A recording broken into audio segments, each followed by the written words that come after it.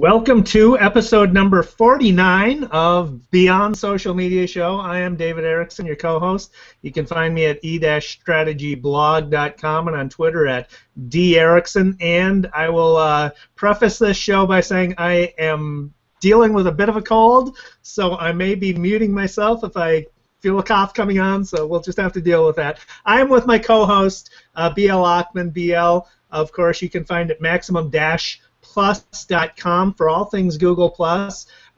You can find her blog at whatsnextblog.com and on Twitter at whatsnext. And, of course, you can find her writing for Ad Age. And as we do every week, we have the best and the worst of what went wrong, what went right in social media and online communications. We have some shiny new stuff, some cool tools that we found, and we wrap it up with some stats you'll want to know. BL always has the honors to start it off with the worst. What went wrong last week, BL? Well, we were introduced last week to the Internet of Jerks, and that was demonstrated by Googler Scott Jensen. He on Twitter invited himself to speak at the Internet of Things conference in San Francisco, and they scheduled him as the keynote. And now he's just a plaything on Twitter, and the hashtag for him is #IamGoogle, and it is spreading. Because when he got to the conference, there were only about 50 people waiting for his keynote, which happened to include some high-level executives from Linux and Cisco, and he slammed his fist on the table, and he screamed out, "I'm Google! I don't speak to small groups," and he stormed out. And then the tweet started. The tweet started, "Not enough peanuts on my flight. I'm out of here. I am Google." That came from a Microsoft techie. And then I came home and there was only one husband waiting for me, and I'm out of here. Came from Marisol Bueno, I think her name is, and then there was another one that said, "I wonder if the next tweet will be, I am fired." And I'm quite sure that the update was, "I am fired," but perhaps he's still there, who knows, but come on. Well, I mean, not only was his ego bigger than the conference room he stormed out of, right? Yeah. He also didn't he invite himself onto the panel? He invited himself, yes. He said, "You got to have me," and so they not only did they invite him, they invited him to keynote, and there he is. He, total disrespect. And if you take any kind of speech training, they tell you that even if there's one person in the audience, talk to that person like they're the most important person on the planet, because they might be. And so, among those 50 people, it might have been the most important person he ever met. I am Google. Come on. Well, I mean, the reason you do something like this is to establish yourself as an authority, as an expert on a subject, right? That's why you go and speak to these things. And you hope to get more, right? Because that's how you do it. You go more and more. The perfect way to not get more is to do exactly what he did. I mean, I can't even imagine that kind of tantrum, It's just, and don't you know that will turn up on social media? Don't you know that? Well, any place there's one other person, it's going to turn up on social media. Entirely predictable. Well, that's the case. There's another one that's sort of predictable. McDonald's introduced their new Happy Meal ambassador. I think his name is Mr. Happy, and he's scary. He looks like something you would have nightmares about. He's like this big mouth on feet, and it's just a mistake. But in defense of brands, brands can't change anything without people being upset about it. You change your logo, there's a Twitter storm, So no matter what they did, probably nobody would have liked it. But this is really scary. And then the question is, well, what happened to Ronald McDonald? Well, Ronald McDonald's getting a makeover too. And so does this mean he's going to be an even scarier clown? Well, I mean, the happy ambassador, or whatever they're calling it, it looks like a red box with a smiling mouth on it and eyes set on top with McDonald's arches for eyebrows. Yeah, I don't know if he's scary so much as weird. I think he looks like some weird clip art. He doesn't, but he doesn't make you want to eat a hamburger, does he? I just don't. He makes me scratch my head, is what he does. I think scary is clowns. Clowns are inherently scary. So if you're going to bring back the clown, well, I guess you have had scariness going for you all along. Well, yeah, maybe Scary sells hamburgers. What do we know? So, what did you? I find hamburgers scary, but then I don't eat meat. So, what did you find, Dave?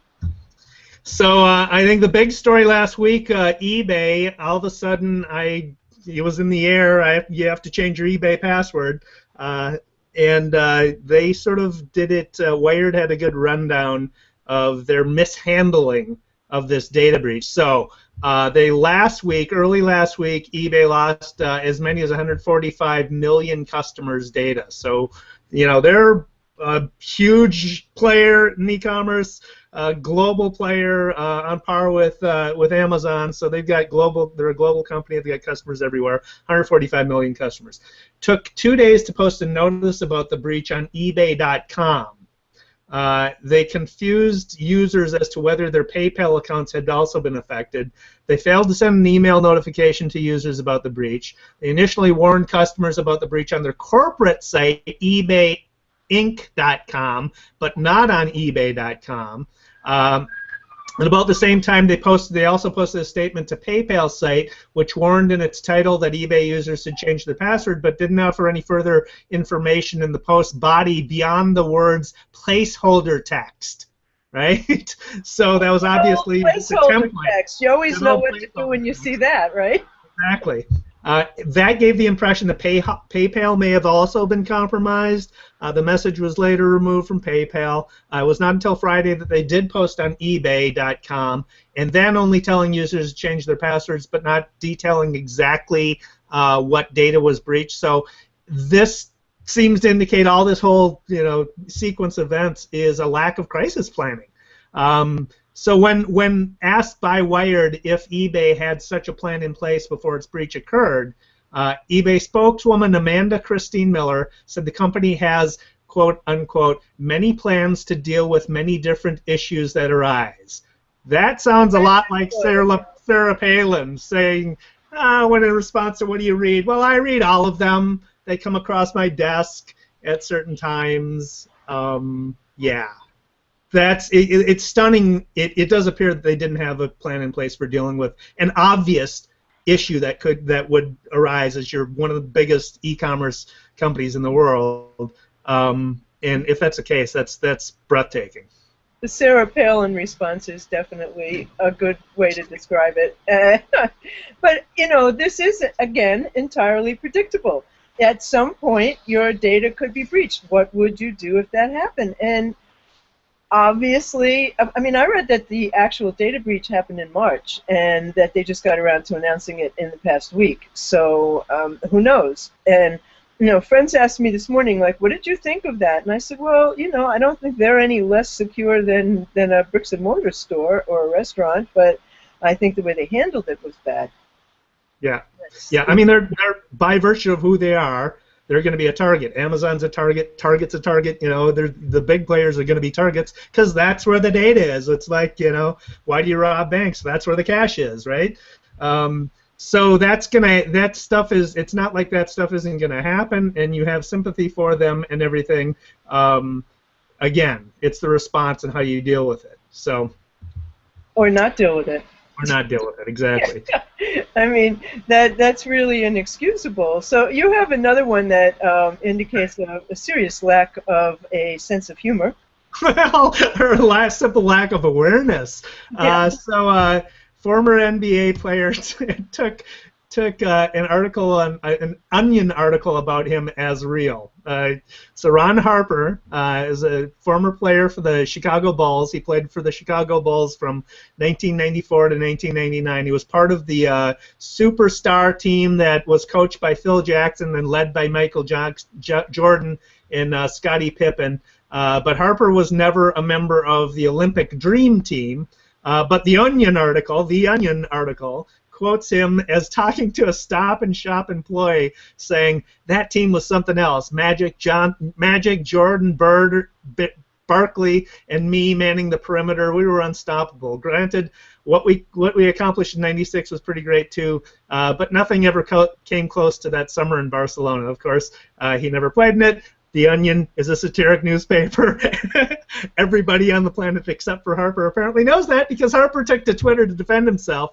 In response, Harper said, whoever told them that story on Onion Sports didn't tell the truth, 4 exclamation points. And I don't do Stop and Shop stores. Thanks, all exclamation points.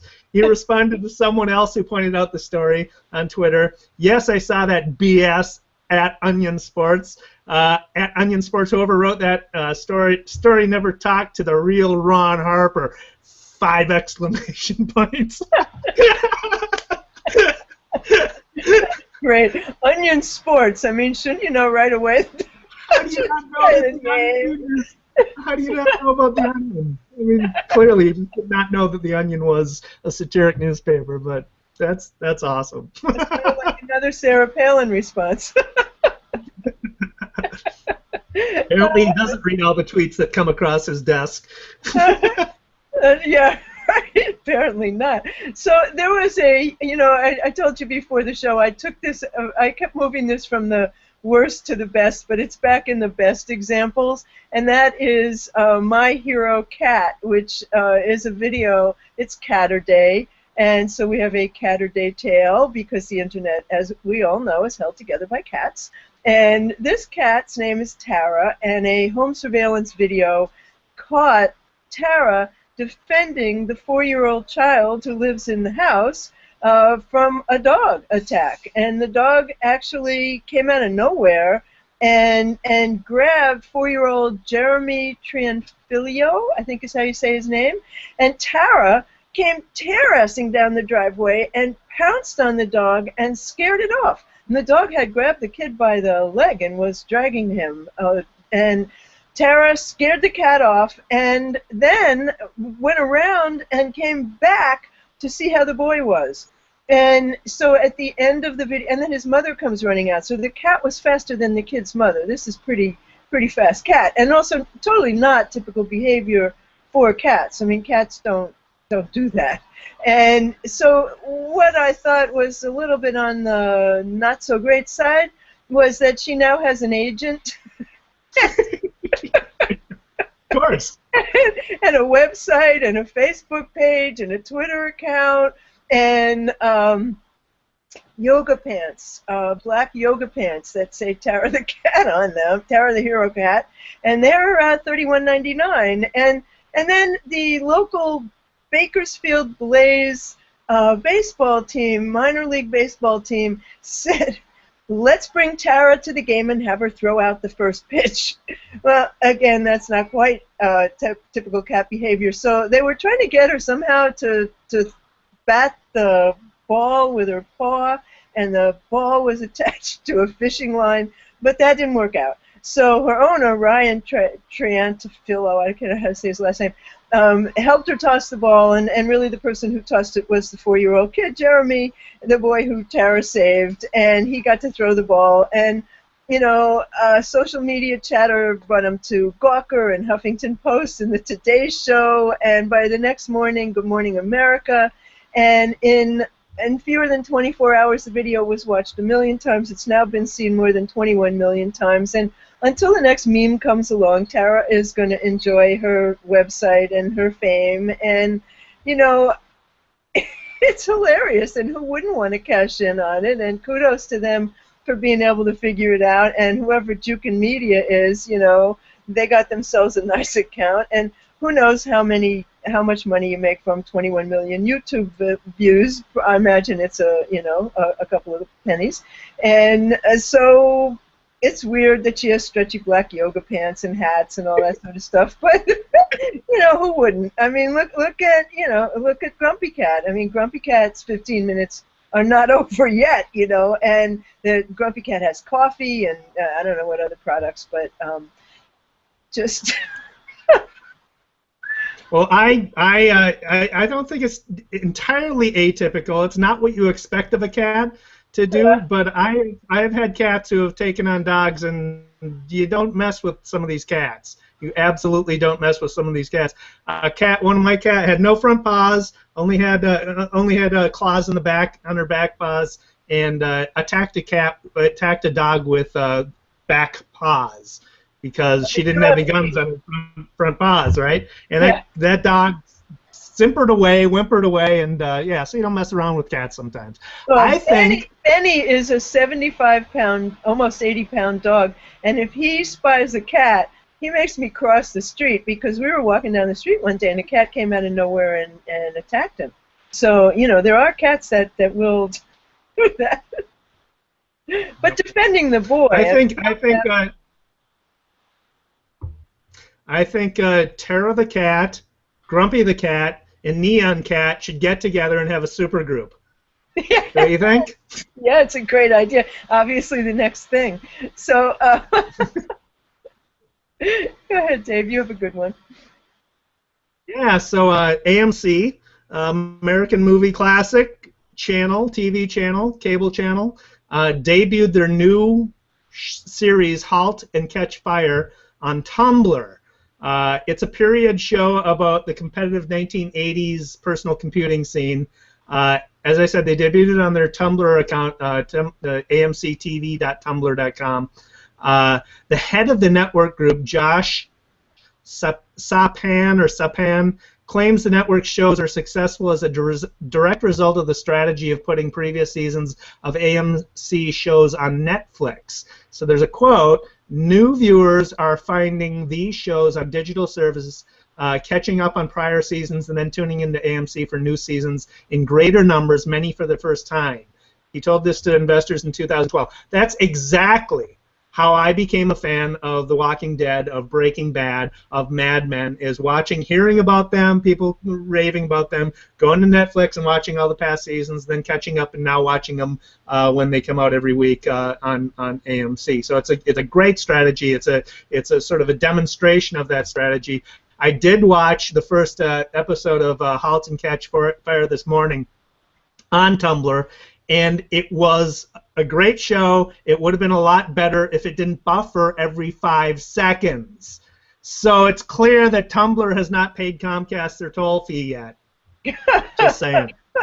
Well, I also became a fan by binge watching Breaking Bad and binge watching Mad Men, and it is a great way to get viewers. And I don't have cable anymore, so that's the only way I'm going to see them anyway.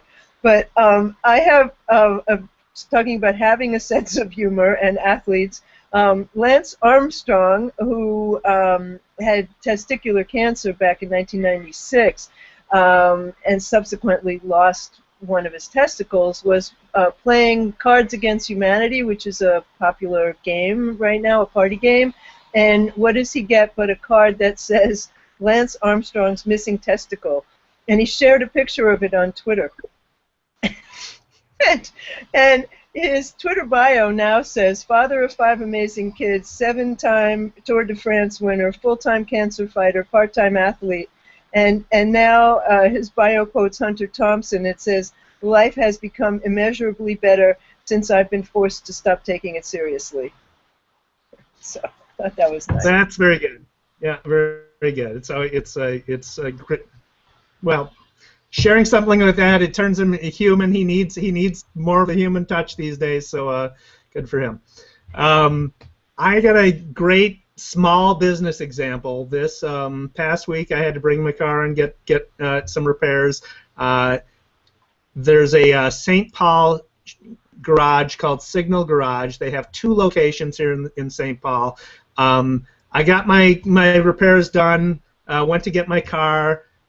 They gave me the key. I paid my bill. They gave me the key. Went out to my car, opened up the door, got in, and there sitting on my steering wheel was a thank you note with a mint, right? So that was nice. It's just you don't expect that from a garage, right? When I paid my bill, they gave me my invoice and gave me a $20 gift certificate thing for referring them business, right? So they actively gave me something to try and get them referral business. I'm going to show you the $20 gift certificate because it's sort of typical of of the type of design you see from small business. Busy as hell. Oh my God, there's too much going on there. But you know, they're actively asking for referrals. And the other thing that they did was, and I don't ever see this for small businesses, but it's very smart. They actively asked me at the counter as I was paying my bill for a review, for an online review, and they gave me a slip with instructions on how to do that. So I'm just going to read the slip. Dear client, may we ask for your help? As you probably know, advertising and finding new clients is extremely hard. Your words of confidence could make or break someone's decision to give us a chance to earn their business. We would greatly appreciate it if you would take a moment of your busy time to give us your testimonial. Please go to signalgarage.com/reviews. Thank you. We truly appreciate your time and effort. You go to that website, that URL, and there's a list of all the reviews that they've gotten, but also a form that you can enter a review directly on their website and then give you options to review them on Google+, on Yelp. And it's just very, very smart, very thoughtful, and very deliberate. So small businesses take note. This is how you do it. That's really terrific. That's impressive as hell. And today happens to be Small Business Saturday on the Internet, so that was a good one to bring up. And you know, I buy eggs. I go out of my way to buy eggs from a company that bothers to put a little newsletter in the egg carton.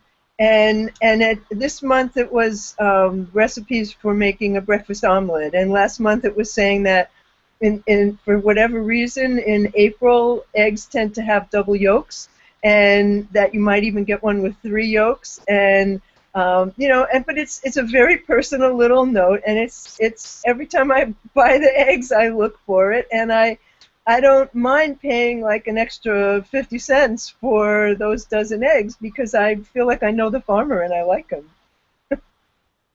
Very smart, very smart. It doesn't take much to do that. But I have you know, as a curly-haired person, I spend half my life looking for products that are going to make it. I don't know what I wanted to do. I liked it, you know, one day in 1986. But I can totally relate to this story because you find a product and then you need it because it works, and then one day you go to the store and it's not there. Well, in Israel, 25% of women have curly hair, and lots of them use Pantene Perfect Curl, which is a hair cream, and whatever reason, they stopped delivering it in Israel. And so talk about not knowing your clients. And the women were outraged. They started a Facebook protest to talk about their frustration. And so Pantene was working with Gray in Tel Aviv, and they started a campaign that was supposed to turn bad hair days into good hair days. So they went to Facebook and they picked out individual women's complaints from the protest page. And, for example, they took a woman who complained, nothing looks good on me due to my bad-looking hair, and they took her on a shopping spree with a professional stylist. And another woman said, as my curls stopped growing, my love life lost its spark. So for her, they took her and her husband to a romantic dinner and a limousine and put them up in a hotel for a night. And, of course, the women shared their experiences, and they the Pantene claims they reached 200,000 on Facebook, which I find really hard to believe, considering that nothing reaches anything on Facebook anymore. But they claim that they got earned media coverage worth $500,000, and the best part, they returned the product to Israel because they understood that the demand was enough for them to do that. And they didn't just bring the product back. They invited the Facebook group members to a movie premiere, and they unveiled the product's return by putting a bottle of it under every seat. So, let's hope we've ended your bad hair days once and for all. Well, you know what? I got to try that product. Very good, very smart. Yeah. So have you got any more good stuff, or are we on to shiny new stuff? We're on shiny new stuff, and I see you have a couple of goodies. I do. So this one I just found today as I was hunting for shiny new stuff to share. This is Similar Web, and you can find it at new.similarweb.com. It is analytics for any website. So you put in a domain name, and it'll return the visitor data and and a bunch of other data based on what it knows about that website. I tried it out with one of my websites that has a subdomain, because sometimes those trip up these types of tools, and it worked for that. And all the data seemed pretty accurate. I was pretty impressed. I tried it for another site that I knew had low volume of traffic, and it didn't have any data for that. So that's sort of typically you get that type of thing with these types of tools. So that didn't surprise me. But they're collecting their own data. They've got a panel of users that they collect clickstream data from, and then they've also got their own crawler. So they're collecting data through their crawling of the website. So cool new tool. Just tried it out. Going to give it some more run-throughs, but so far so good. The other one I've got. Dave, was that one free? That is free. Yeah, there is. They do have a pro version advertised, but I didn't look into how much it costs or anything. And then the other one I've got is Kunarango. Sorry. It gives you the ability to create your own online school.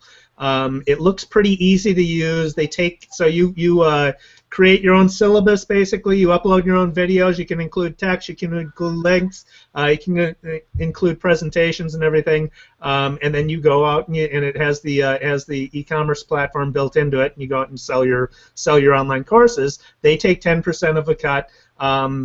Which I think is lower than a lot of them, but it's a cool tool. It looks easy to use, as I said, and it is another indication of this sort of trend towards the privatization of expertise. Right? We've got Google Helpouts. We've got this tool. We've got Clarity is another one. Clarity FM. So Udemy. More. And I've used Udemy, where you can create a course, and what they do that's really helpful is they give you advice on how to market your courses, how to create them, what the best content ought to be. Yeah, I agree. This is about the privatization of information. Yeah, and you point out a very good point about how to market this stuff, because these tools, a lot of them have the same functionality and are really great and everything. They provide everything you need to offer your expertise. But in order to sell it, you need to do the selling, right? You need to have your network. You need to activate your networks. You need to market your own stuff. So that aspect of it is mostly lacking, I think, for a lot of the people that are doing this, is they don't have that expertise. Well, an interesting case in point, my friend Joan Stewart, the publicity hound, it just had a webinar yesterday. It was a free webinar, and if you go to her site, you can still see the rebroadcast of it. And it was about how to do a media kit if you have self-published a book, because it's the same everywhere. Okay, now you have the content, and you're a tree in the forest falling down, and nobody's going to hear you unless you understand marketing. And the bottom line is the marketing has to start before the content is even created, and that's what betas are. That's what sign up. It's a great thing is coming, and being able to help with that is the really important part of this one. So I'm going to take a look at that and see what they have to offer. That sounds good. I have one from Nielsen. Nielsen's Twitter TV ratings now identify the age and the gender of those tweeting about TV or even just lurking. And it was delivered overnight for more than 250 U.S. TV networks, and it shows the industry how to identify the age and the gender of those of us who are both tweeting about various shows and events and those who are viewing those tweets. I can't quite figure out how they know that one. But Twitter users are broken down in several age buckets, and 13 to 17, 18 to 24, up to 55 plus. And then there's a sort of general adult field, and they said already some initial analysis of TV Twitter demographics reveals that there's a fairly broad age and gender distribution across programming. So very interesting that they've come up with a way of doing this, and kind of gotten in, because Nielsen was rather late into the internet phenomenon, but they've caught up. Good for Nielsen. I think Twitter needs to figure out how to get more detailed demographic and psychographic information if it's going to be able to compete with Facebook, because Facebook's just way down that road already. And Twitter's a great medium and everything, and it could be a fantastic medium for advertising. But I really think they need to beef up on their personal graph information, basically. Yeah, you really have a hard time trying to find out what Twitter has. However, there definitely are programs that will take your Twitter information and track it across other networks and create a profile. So they could do better on their own, though. Yeah. So we're ready for the daily numbers. I've got share of time spent by online device, or by share of time spent online by device and content. So I thought this is an interesting look at how people are spending their time online with regard to content. This is from ComScore, and so I'm just going to go through some of these. Some of these are obvious, and some of these sort of, well, we'll just comment on. Streaming radio is mostly on 79% on a smartphone, 16% on tablet. That makes sense. You're listening to it on the go. Games, I think, is surprising how much of it is on mobile. 79% on smartphone, 6% on tablet, and only 15% on desktop. That has changed dramatically, I think. Social media, 61% on phone, 11% on tablet. Weather, 61% on phone. That makes sense. Retail, 47% on desktop, 39% on phone, and only 14% on tablet. That's a little surprising. I would expect, not the desktop number, but the tablet number, I would expect to be bigger, just because of the nature of the experience, right? Health, 50% on desktop, 45% on phone. News, 55% on desktop, 39% on phone. Sports, 56% on desktop. That makes a lot of sense because of the nature of sports content. A lot of video-heavy stuff, a lot of text-heavy stuff, where people are devouring. Sports fans are devouring content, so they spend the experience is much better on desktop. Food, 58% on desktop, 27% on phone. I think that makes sense if it includes sort of restaurant-type business. People are scouting out the restaurants they want to get to before they go out, right? They're not doing that on the go. What other? TV, 67% on desktop, 22% on phone. Again, better experience. Travel, 68% on desktop. You're planning that stuff out before you go. You're not doing it on your phone. 21% on phone. Auto, you're doing research on desktop, 76%. So that all makes sense. B2B, 80% on desktop, because you're doing it during work at your desk, right? So those are the daily numbers, and I've got to mute my phone and cough. Oh, poor Dave. I'm so sorry you have a summer cold. I hope it passes quickly. And I am going to bring us to the end of episode 49 of the Beyond Social Media Show. You will find the video time-stamped on YouTube and on the Beyond Social Media Show blog. You can find us, you'll also find it on our Google Plus page. And you can find David Erickson on Twitter. He's D. Erickson.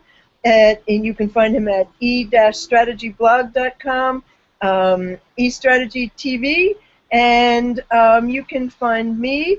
I blog at whatsnextblog.com. On Twitter, I am at whatsnext. Of course, I am on Google Plus, and I write for Ad Age. And my company, my new company, is MaximumPlus.com, and it is a company that teaches all things Google at Google Plus, and helps to plan Google Plus and YouTube events for companies. We thank you for joining us, and we wish you a wonderful holiday weekend if you're in the U.S., and we'll see you next week. Happy Memorial Day.